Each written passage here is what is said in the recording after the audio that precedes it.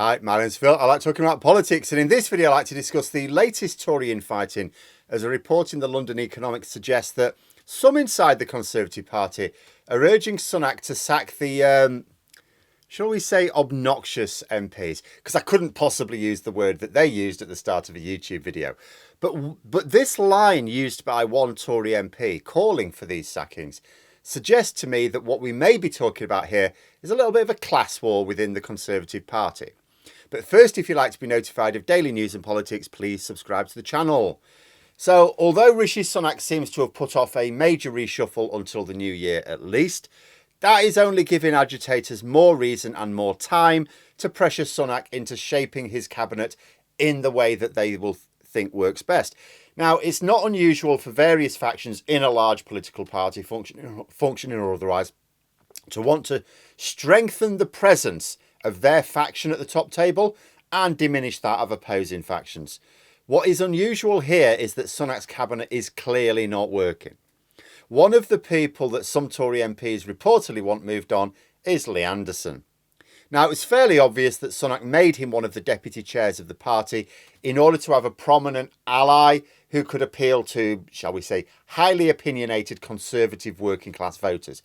Basically, the Alf Garnets that was such a rich seam for the Tories in 2019. He didn't make him head of a department. He didn't make him a Secretary of State. The man isn't really part of government. He's a senior member of the party rather than government. But it sort of gave him that prominence.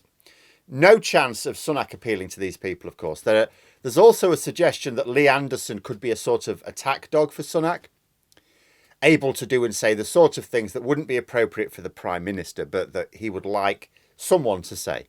But remember that although Anderson is a senior member of the party, like I say, he doesn't run a government department. The role of deputy chair gave him seniority and prominence without responsibility.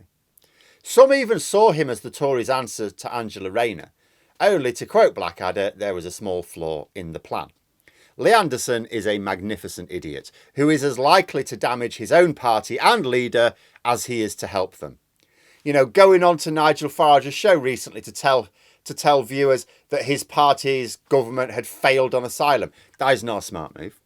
Telling asylum seekers to F off may play well to a section of the electorate in seats that the Tories have got no hope of retaining, but it's not really a draw for the sorts of voters they need to appeal to in the real marginals for next year. Basically, it's not working out. The promotion to deputy chair seems to have worked well enough for Anderson himself, helped raise his profile enough to snag his own show on GB News, but he's of no use to the Conservative Party. Of course not. The man has got no understanding of the subtlety of politics.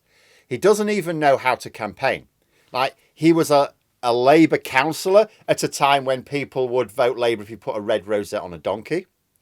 And then he became a Tory MP, Tory candidate, coincidentally at the time when things shifted to the point where they would then vote Tory if you put a blue rosette on a skunk.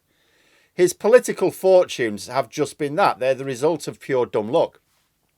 I can't even say astute opportunism. There's a lot in life and in politics where, there's luck, but you take advantage of it because you see the opportunity. But there's no evidence that he's ever had the slightest clue what was going on politically. But when you see in this report that an MP called for the sacking of red wall dickheads who are playing the Farage wing of the party, that was the quote, then you start to get the impression, well, maybe this has got less to do with competence and more to do with factionalism. After all, shouldn't the same people wanting Lee Anderson gone also want, like, Coffey gone? Or some of the other deadweights in cabinet? The ones who are actually running government departments badly. Why use the phrase red wall dickheads? Unless this is an attempt at a class war within the Conservative Party. Because competence aside, Lee Anderson, he's not exactly one of them, is he? And the Conservative Party is not exactly inclusive in terms of social attitudes. Lee Anderson, even if you take his gross stupidity out of the equation, is a plain-speaking former miner who identifies strongly with the working class. Now, this is the furthest thing you can get from the privately educated, privileged horsey set that mostly populates the more visible parts of the Conservative Party. Even those who do come from more humble backgrounds tend to adopt the social mannerism of their well-heeled brethren. Sajid Javid, for example, was state educated, the son of an immigrant bus driver. But you would not know that to listen to Javid unless he told you. You could well imagine him as one of the privately educated Horsey set. He fit in, so they accepted him. But Anderson's too in your face for them. You know, I think I first heard that some MPs, I don't know how many, you know, when I heard that, you know, some of them are calling for them to be gone, I instantly thought, well, yeah, he's not exactly helping your cause, is he? But the red wall dickheads line was very telling. Why didn't that MP just say sack the dickheads, or sack the culture war dickheads, or sack the Nigel Farage dickheads, something like that? Why red wall dickheads? I would speculate because it's never sat comfortably with them promoting Anderson or some of the other people that ended up becoming Tory MPs in these seats, who are by and large from ordinary backgrounds.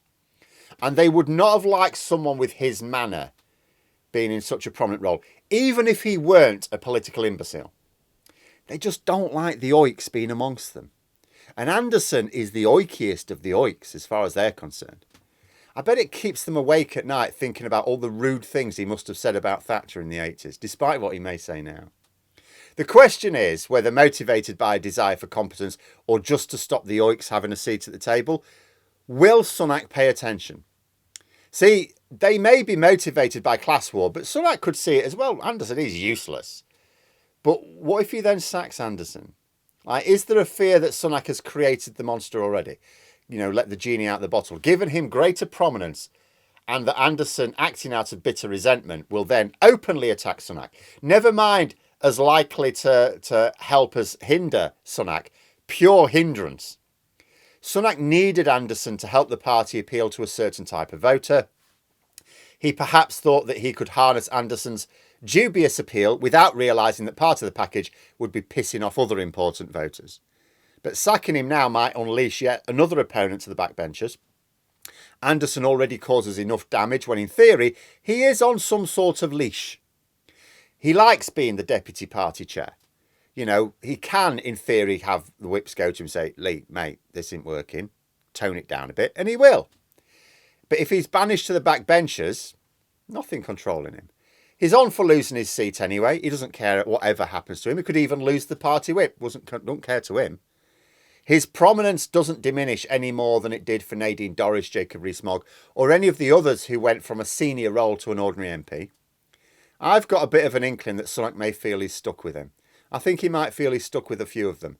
After all, if Sunak felt that he was in a position to shape an effective cabinet now, after being in the role of leader for nearly a year, he would be doing it next month. Next month is the time to do it. That's when it was supposed to happen. Before the party conference, and certainly before the King's speech. You do not formally announce what your government is going to do over the following year, the last year before the general election, and then appoint the government that's going to do it afterwards, when the ministers involved will have had no say in those policies. That would be ridiculous. Still, interesting to note that along with all their other self-destructive disagreements, some Tory MPs think the party can do with a class war on top as well. But there we are. Those are my thoughts. Let me know yours in the comments below. I hope you found the video interesting. If you did, please click the like button. And if you'd like to support the channel further, the join button for memberships. And until next time, I'll see you later.